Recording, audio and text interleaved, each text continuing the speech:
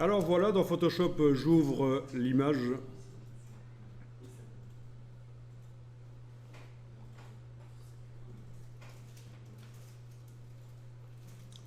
J'avais dit que j'allais prendre l'autre finalement. Voilà, essayons avec celle-là. Et donc la première étape, c'est la même chose que pour le feu d'artifice. Je dois aller dans la palette des couches, je dois aller repérer dans quelle couche la fleur se détache le mieux de son fond. Quelle est la couche que je vais prendre comme référence pour rendre invisible le fond blanc. Donc je clique sur rouge, vert, bleu. Dans quelle couche la fleur se détache le mieux de son fond en silhouette,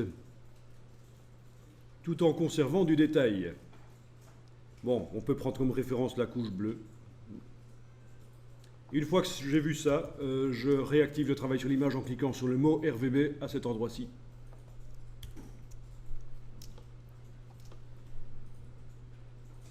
Dans la palette des calques, je vais aller créer un calque sous le calque actuel.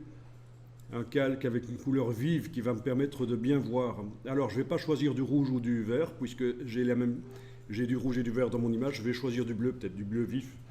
Alors, donc d'abord, première étape, double-cliquer sur le calque dans la palette des calques pour le transformer en calque 0.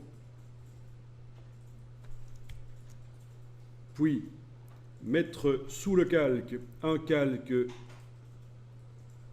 vide. Si vous voulez qu'il aille directement sous le calque, vous faites CTRL-clic. Mais en fait, ça n'a aucun intérêt.